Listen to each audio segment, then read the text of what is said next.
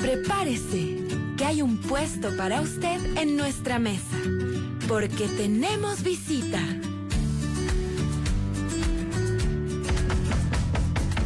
Colores para la vida. 12:18 minutos. Bueno, aquí estamos ya del otro lado, siempre felices, contentos, siempre pues alegres de poder recibir a una de nuestras invitadas. A mí ya me conocen, sí, seguramente pues verán este video después. Tuvimos un pequeño problema con el internet. Estamos ahora mismo en vivo. ¿Ya se solucionó todo? ¿No? Bueno, espero que esté todo perfecto. Bueno, a mí ya me conocen, Amanda Espinosa de los Monteros, y a Valeria Guzmán aún no la conocemos, pero lo van a hacer dentro de unos minutitos. ¿Cómo estás, Valeria? Muy buenas tardes. Hola, Amanda, pues muy bien, muy contenta. Muchas gracias por la invitación y muy expectante de poder conversar un ratito sobre el Diccionario Académico de Ecuatorianismos. Así es. Bueno, para mí es una alegría esta entrevista. Dios mío, te venimos anunciando tanto tiempo y al final pues no se pudo dar, pero es para nosotros una alegría darte la bienvenida, porque creo que siempre hay que estar muy orgullosos de lo que somos, y creo que el lenguaje, la forma en la que hablamos, la forma en la que nos expresamos es una parte realmente importante de nuestra esencia. Cuéntanos un poco primero quién eres, a qué te dedicas y por qué es que te traemos a ti. Yo siempre doy un pequeño resumen de la hoja de vida y tal, pero creo que el invitado es quien se puede describir de una mejor forma. Entonces cuéntanos un poco qué tienes que ver tú con el Diccionario Académico de Ecuatorianismos. Gracias, Amanda. Bueno, yo soy lexicógrafa, es decir, me dedico a estudiar, a hacer diccionarios desde hace ya algunos años. Trabajo para la Academia Ecuatoriana de la Lengua como lexicógrafa. Fui también lexicógrafa de la Academia Mexicana de la Lengua. Participé en la segunda edición del Diccionario de Mexicanismos Propios y Compartidos. Y desde hace 6 años estoy colaborando con la Academia Ecuatoriana de la Lengua en diversos proyectos lingüísticos. Y en ese proyecto lexicográfico, que es el que le hemos apostado más, ¿verdad? Sí, ¿por qué es que es el proyecto al que le han apostado más?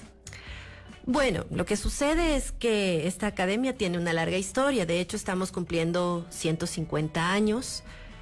Tenemos un aniversario un poquito fluctuante que inicia en 2024 y concluye este 2025, porque estamos entre la fecha de fundación y cuando ya, digamos, se asienta oficialmente, claro, empezó a caminar. Claro, que somos academia, ¿no? Entonces tenemos estas dos fechas, entre el 24 y el 25, cumplimos 150 años. Y por supuesto, en todos estos años, pues la academia ha estado involucrada con cuestiones de cultura. De hecho, es la institución cultural más vieja del Ecuador. Pero a este diccionario se soñó más o menos a partir del año 2014, ¿no? Pensaría yo que mucho antes, ¿no? Porque seguramente, sí, digamos, las academias de la lengua nacen con un fin bastante concreto. Las academias americanas, que nacen todas en el siglo XIX, hacia finales del siglo XIX, y es justamente hacer obras, puede ser de gramática, de léxico, de cualquier tipo, que den cuenta de la diversidad lingüística de este lado, ¿no? Porque, digamos, la RAE es una institución, la Real Academia Española, es una institución que se fundó a inicios del siglo XVIII y que, pues, hizo un diccionario, una gramática, ortografía. Ustedes conocen muy bien esas obras, ¿no? Van ya, de hecho, en la edición número 24 del diccionario. Entonces, el afán de las academias es dar cuenta de sus variantes lingüísticas, y creo que un diccionario es una manera bastante concreta de dar cuenta de la variación léxica que tenemos, ¿de acuerdo? Entonces, creo que este puede ser un proyecto que se soñó durante largo tiempo en la academia, pero que se fue concretando más o menos a partir del año 2014.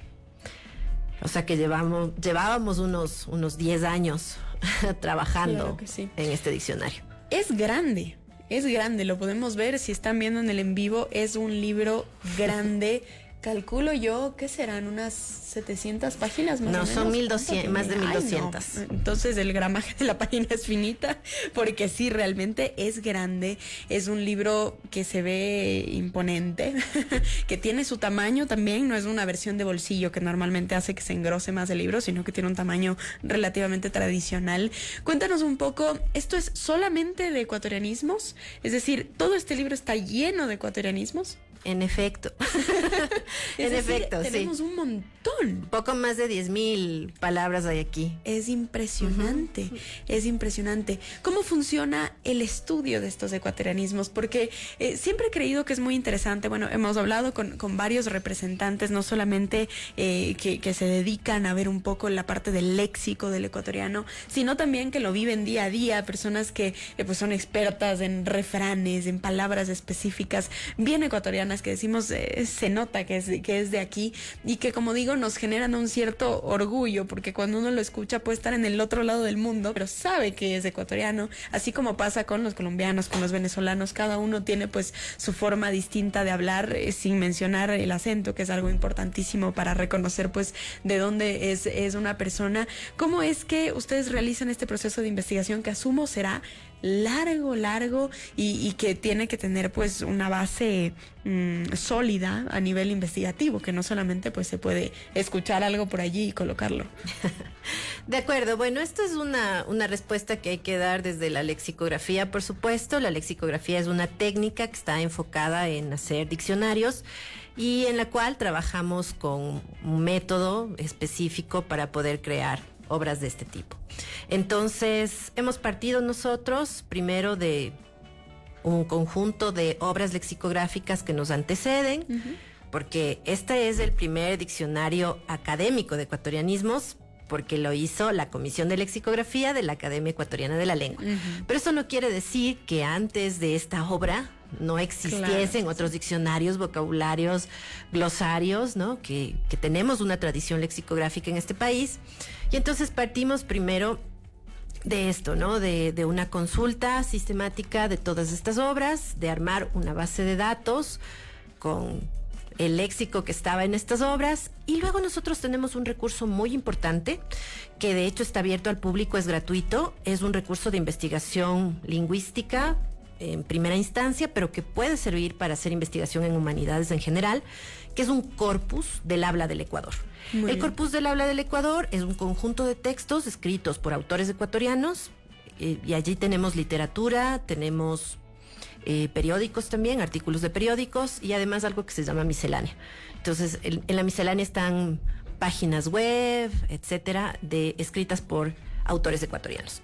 Entonces, ¿qué se hace con esto? El corpus es una gran base de datos de consulta, ¿de acuerdo? Por lo tanto, primero lo que se hace es generar un lemario, o sea, un conjunto de palabras posibles a definir, y luego esas palabras se revisan en el corpus para encontrar ejemplos concretos de uso de esas palabras, ¿de acuerdo? Porque como tú dices, no es como que escuchamos una palabra y la metemos aquí porque la escuchamos, porque de hecho podrían muchas cosas ser parte de la creatividad eventual de los hablantes, ¿no? De pronto te sale una palabra por ahí, la escuchas y evidentemente no puede pasar. Se puede ir replicando, digamos, en un grupo pequeño, pero no necesariamente es un ecuatorianismo. Claro. Sí. ¿No? Entonces, hay algunas condiciones, ¿de acuerdo?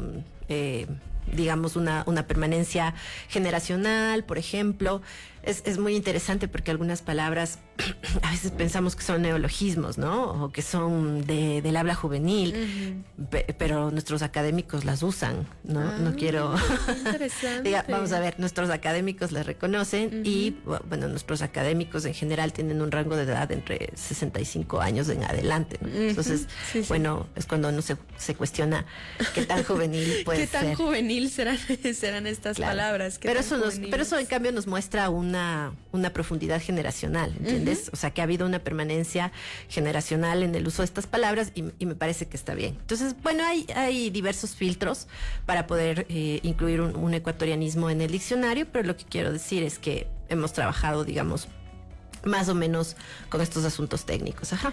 Mira que hay algo interesante, pero cuando hablamos de un ecuatorianismo en sí, se piensa que puede ser una forma informal de expresarse, tal vez, y de hecho nosotros cuando ayer anunciamos la entrevista nos hicieron la pregunta que te la pasamos a ti, que es un poco si al ser estos ecuatorianismos reconocidos en un libro como este diccionario, como esta obra, llega a ser posible utilizarlas en un entorno a lo mejor un poquito más formal, porque al final obviamente si estamos entre ecuatorianos, la mayoría de estos ecuatorianismos, o al menos los más conocidos, pues a lo mejor van a ser entendidos por las personas que nos rodean. Llega a ser, digamos, un delito dentro de la forma de hablar el utilizar este tipo de expresiones. Bueno, pero digamos, por la naturaleza de tu pregunta me da la impresión, es cierto que hay una carga bastante coloquial en la mayoría de las palabras que están incluidas en este diccionario, pero no todas las palabras que están incluidas en este diccionario son de uso exclusivo de un registro informal, ¿no? Eso hay que tener en cuenta para empezar, porque yo sí creo que es una cuestión de registros lingüísticos y de posibilidades de usar la lengua en cada una de las ocasiones en las que tenemos que usarla, ¿cierto? Es decir, ser apropiado en un contexto o en otro. Pero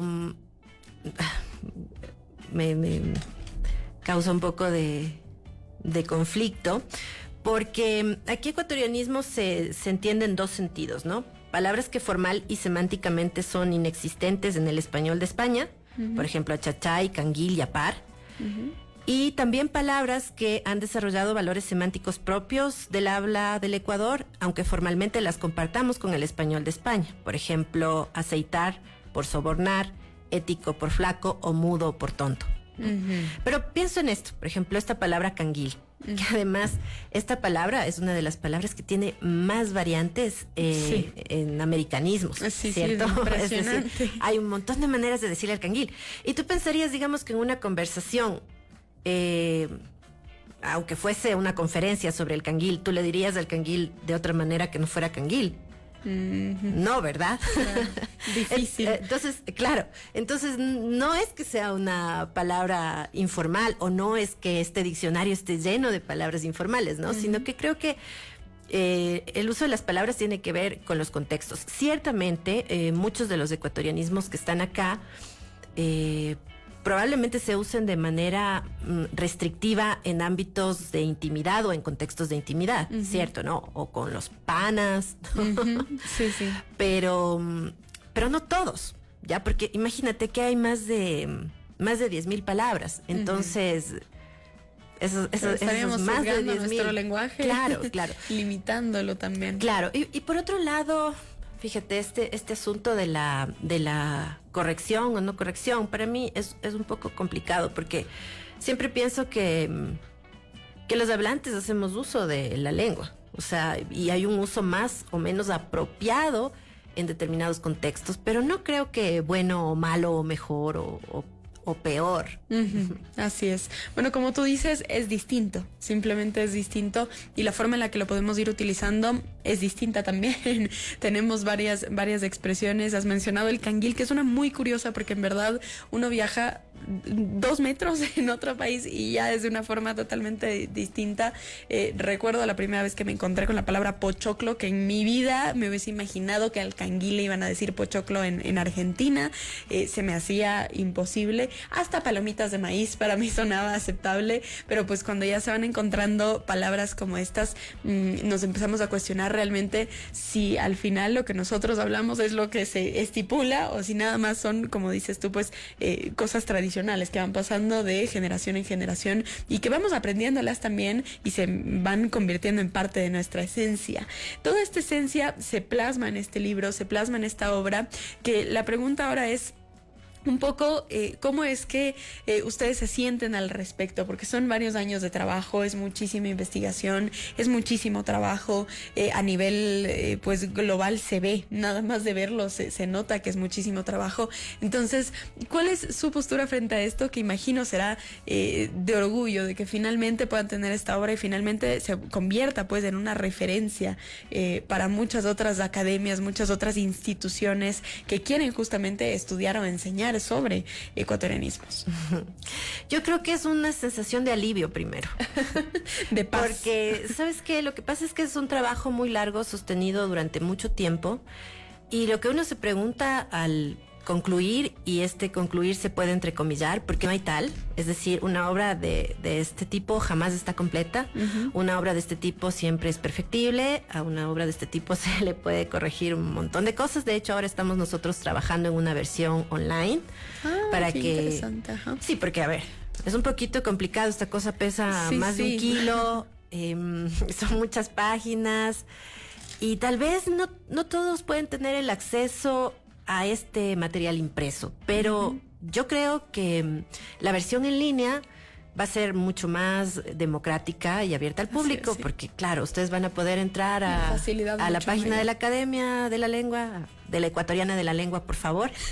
No a la RAE. Sí, no a la porque RAE. si entra a la RAE no va a encontrar el No nos digan, por favor, no nos digan RAE. RAE Ecuador, somos Academia Ecuatoriana de la Lengua, ¿ya? No tenemos cédula real, por eso no somos reales nosotros. De hecho, somos como parte de un proceso de independencia, ¿no es cierto? Sí, Y de sí, independencia me imagino. lingüística también. Me Entonces, imagino totalmente. para nosotros es importante, somos Academia Ecuatoriana.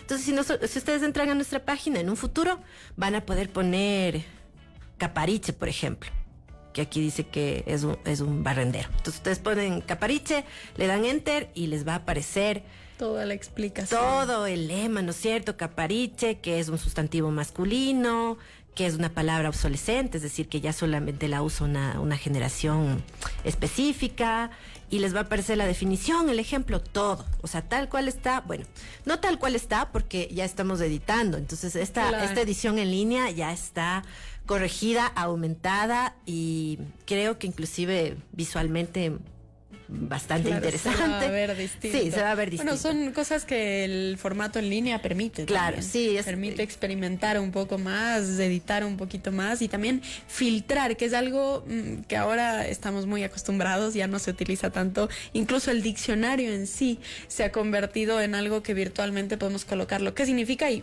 inmediatamente nos aparece, contrario a buscar la letra, buscar la palabra, buscar la segunda letra, y ir un poco encontrando todo esto. Entonces, sí, sin duda alguna, la parte en línea pues les brindará también mayor visibilidad para otro público. Claro, creo que sí, pero me parece que obedece también a intereses distintos, ¿no? En este texto impreso, tú puedes vagar y divagar a través del texto, ¿cierto? Porque puedes ir explorando palabras.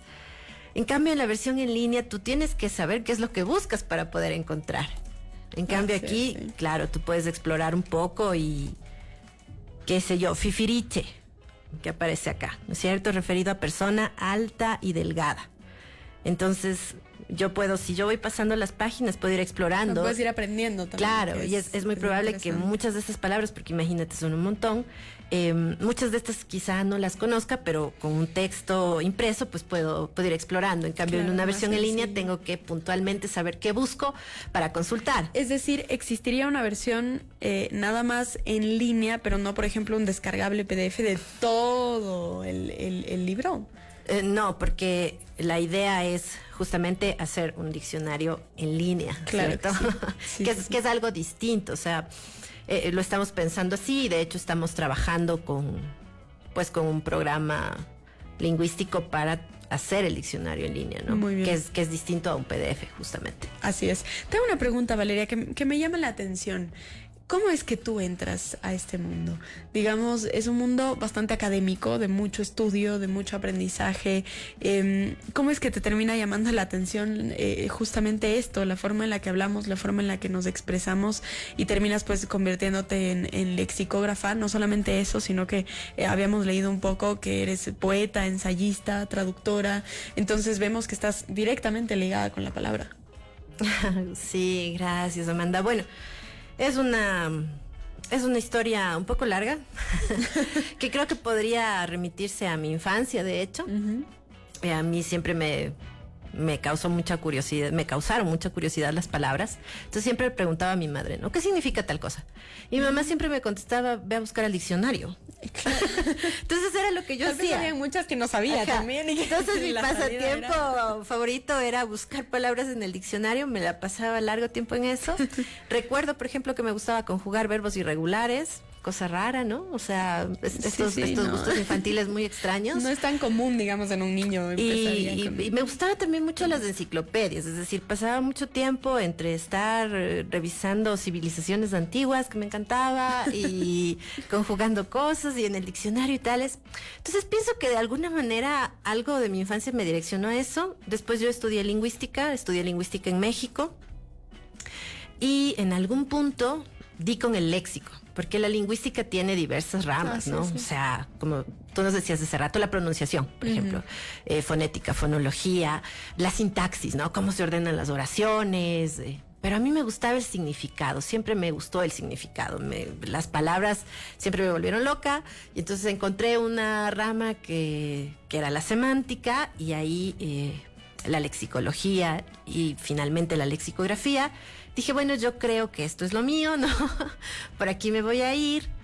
Y tuve, digamos, la suerte de enterarme de un máster en lexicografía, que es una cosa rara, me parece que es rara.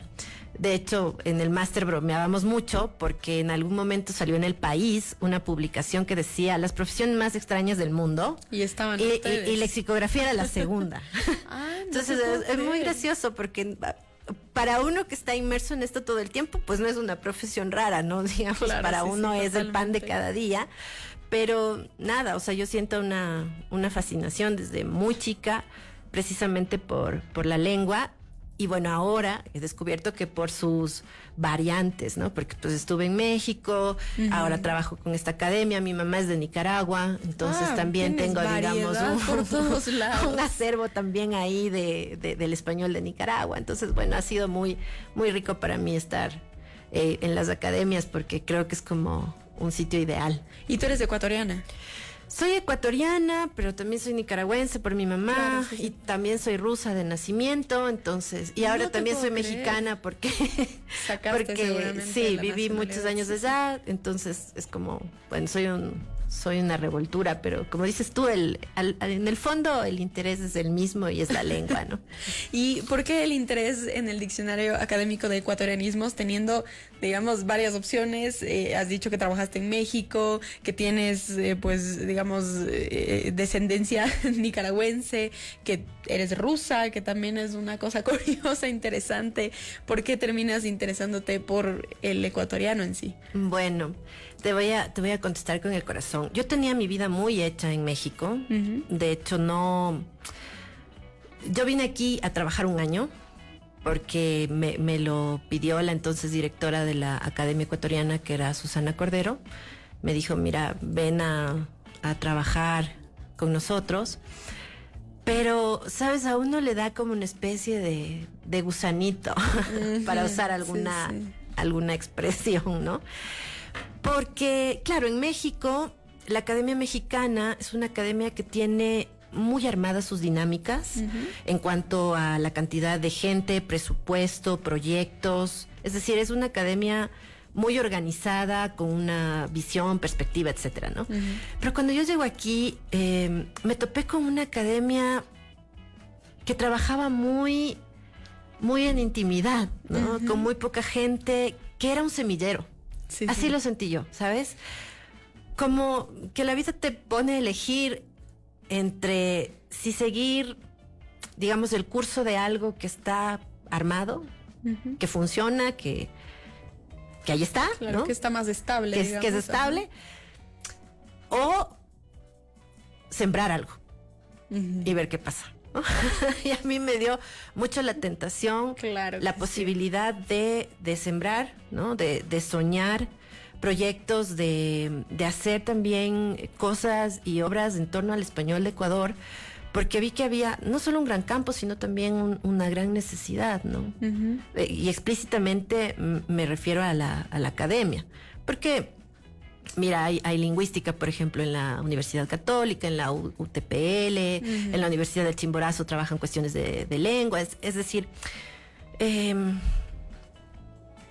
no me gusta pensar como que no hay nada, ¿no? Tampoco, o sea, pero eso sería injusto, porque incluso hay una tradición lexicográfica que creo que es fuerte y que además en los últimos años ha sido bastante sostenida. Por ejemplo, hace un par de años salió el diccionario de ecuatorianismos con citas de Elkin Araujo.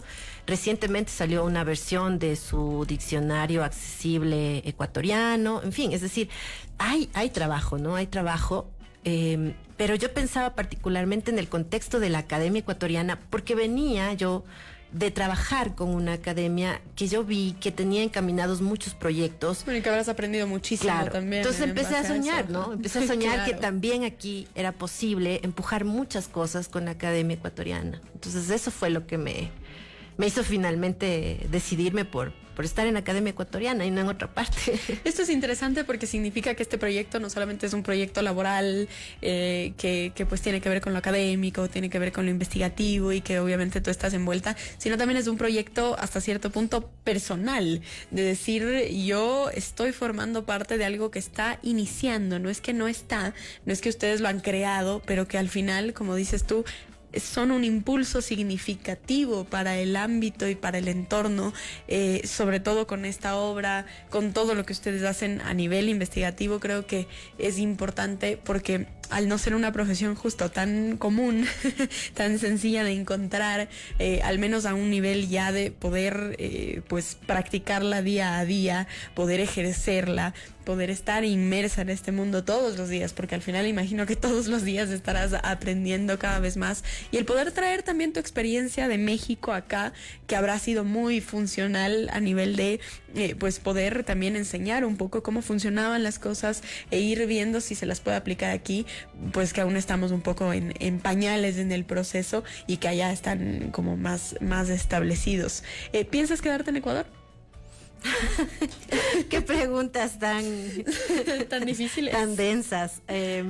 Pues esa es la expectativa, pero ¿Quién sabe el futuro, ¿no? Porque imagínate, yo pensaba quedarme en México, claro, y ahora tengo ya poco más de 5 años acá. Entonces, a veces es curiosa la vida, ¿no? Porque a veces planeamos unas cosas, pero el rumbo va hacia otro lado. Sí, totalmente. Y yo soy de estas personas que un poco obedece mucho a los caminos que se abren, ¿sabes? Ajá, no quiero como imponerme cosas, pero ¿sabes qué? Lo que sí quisiera retomar una idea, y es que a mí me interesa mucho también las posibilidades que se pueden abrir para otros, ¿no?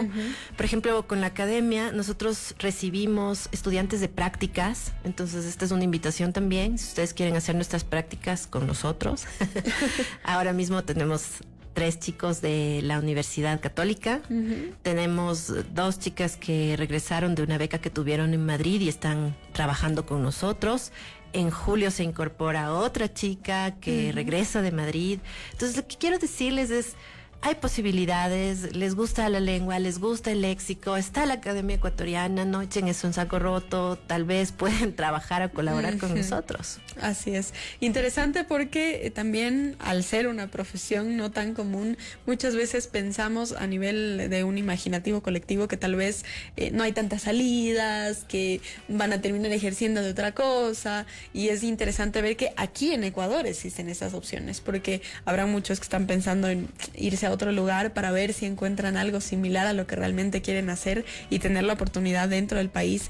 Si hablamos de una pasantía, por ejemplo, hablamos también de pues poder disfrutar hasta cierto punto de nuestro Ecuador, de nosotros brindar la experiencia propia a nuestro Ecuador, aprovecharla nosotros, quedarnos aquí y pues brindar algo para nuestro país también, lo cual es importante, y convertir de esto también su proyecto, que como decíamos, pues cuando uno forma parte de un proyecto sea pequeño, grande, global incluso, es suyo, lo hace suyo. Y cuando uno investiga y forma parte de esto, editándolo, escribiéndolo, saliendo a buscar nuevas opciones, también tiene el proyecto un pedacito de uno mismo, lo cual es importante. Entonces nada, nos queda poquito tiempo, pero realmente quisiera, tal vez si me puedes leer unos 3, 4 ejemplos de ecuatorianismos que estén dentro del libro o que a ti te gusten muchísimo, que los tengas presentes constantemente,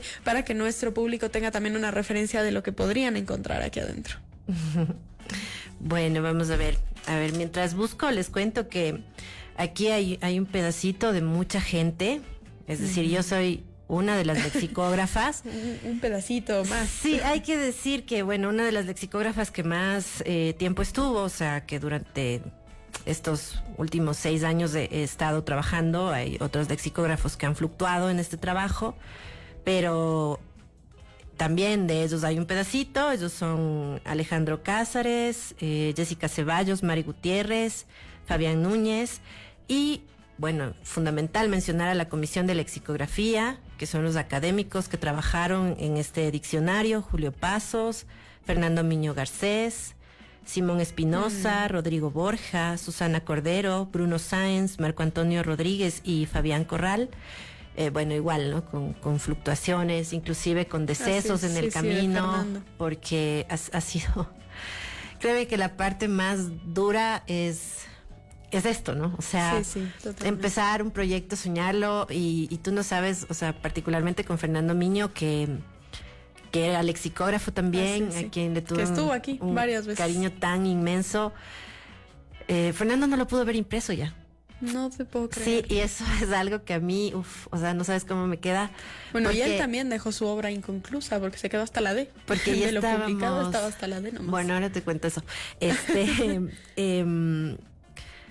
Pero estábamos a un par de días, o sea, un par de días de que lo viera, porque ya estaba. Solamente habría que mostrarle el ejemplar y no lo logramos, y eso es algo. Bruno Sáenz también, que fue uno de los miembros de la comisión más entusiasta con el diccionario, también falleció, bueno, mucho antes, ¿no? Sin ver esta obra concluida. Entonces es súper fuerte, es un proceso súper fuerte, y por eso te decía, ¿no? Hace rato que tú me preguntabas. También es una obra grande, porque como decíamos, tiene un pedacito. O sea, es decir, este diccionario tiene un pedacito de Fernando, tiene un pedacito de todos los que forman parte de ello. Obviamente, no que sea más importante o menos importante, pero al haber fallecido, tenemos algo que se queda estático en el tiempo, y que nos permite disfrutar de estos pedacitos sin tener a la persona presente. Y bueno, nosotros que conocemos a Fernando específicamente, que lo conocimos, sabemos lo entusiasta que era al respecto y lo mucho que le gustaba estar inmerso en esto, y lo podemos ver también plasmado en que esto sea pues una obra de tal nivel también.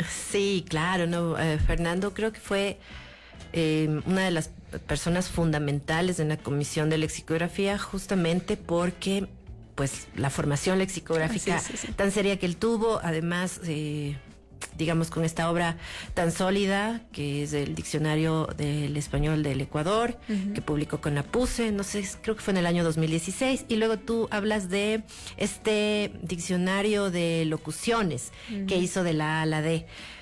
Bueno, pero ahí me dijeron que sí concluyó la otra parte. O sea, no se ha publicado, pero bueno, ya... A ver si se lo logra también. Ya veremos, eso es un pendiente interno que tengo también, ¿no? Sí, comprendo bastante. Sí, tuve, digamos, la suerte de presentarle este diccionario, este tomo de la A a la D, tuve la suerte de presentarlo, y él trabajó mucho en locuciones, ¿no? Que son estas expresiones que tienen más de una palabra, cuya sumatoria de sus partes, bueno, ahora no quiero dar una clase de semántica, pero por ejemplo, aquí tenemos alzarse con todo, ¿no es cierto? Okay. Alzarse con todo es una locución. ¿Qué significa alzarse con todo?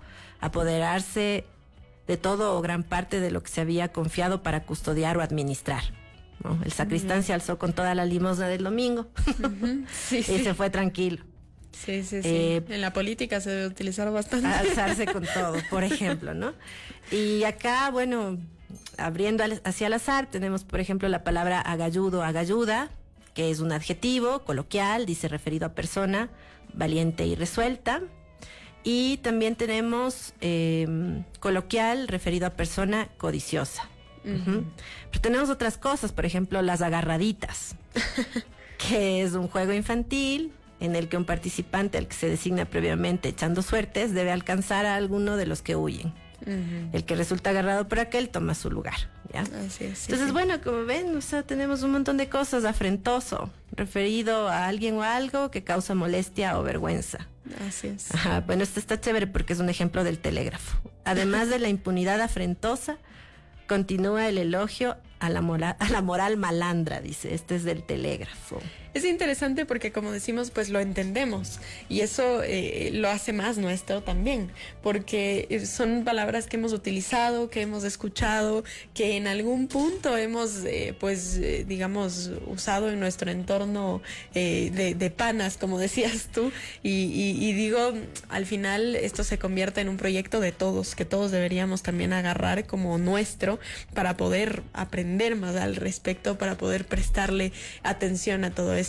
12:53. Antes de despedir esta entrevista, quisiera comentarle, como siempre usted sabe, que nuestros patrocinadores son importantísimos, realmente son importantes, son quienes nos permiten estar aquí en el día a día, y Centro de Diagnóstico Gran Poder forma parte de nuestra familia. Si usted está sufriendo de dolor, entonces son una excelente opción, porque tienen un equipo especializado en traumatología, ortopedia y fisioterapia que le ofrecerá un tratamiento integral para mejorar su bienestar, porque ya sabemos que si usted vive con dolor todos los días, pues lamentablemente no tiene calidad de vida. Tiene que mejorarla, tiene que prestarle atención a este dolor antes de que se vuelva crónico, antes de que se complique.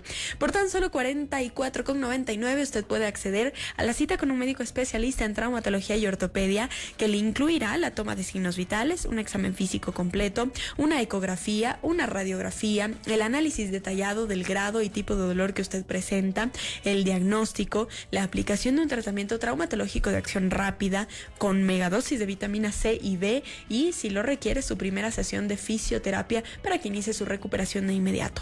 Todo lo que yo acabo de mencionar por 44,99. Nada más tiene que llamar de parte de Colores para la Vida al 09690-47022.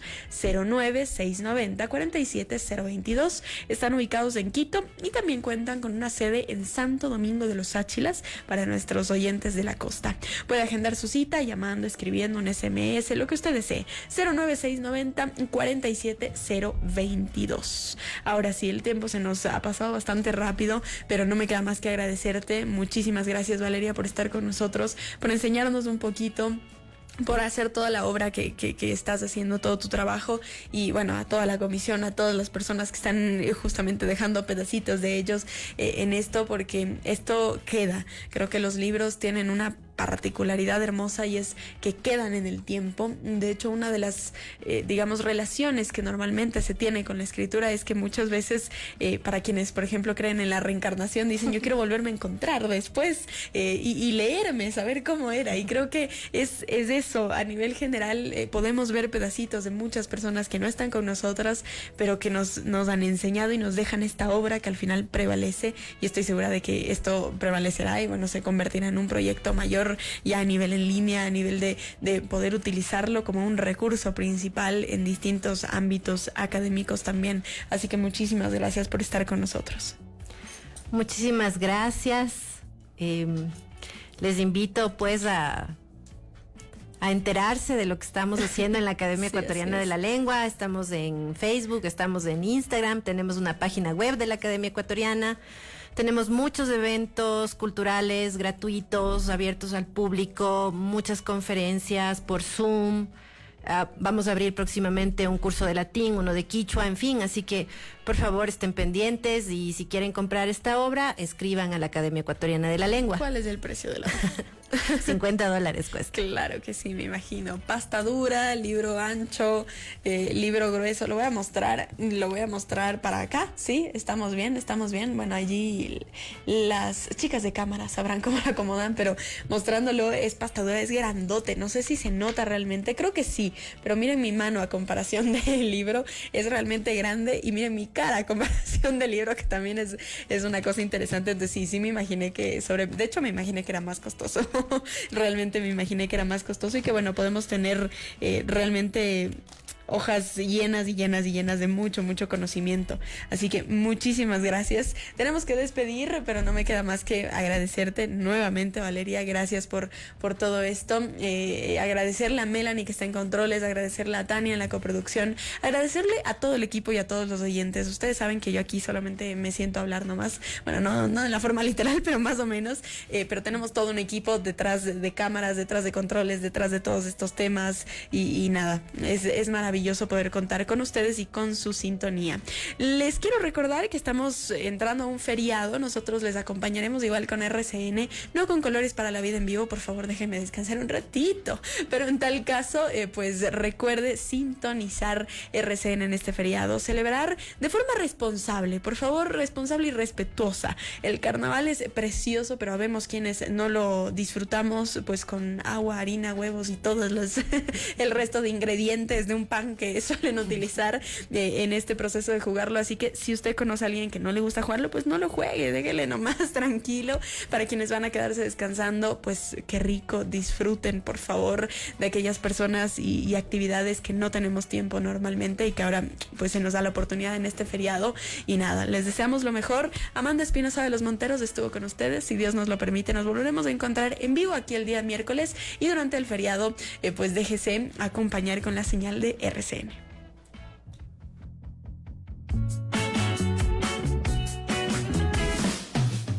Abrimos la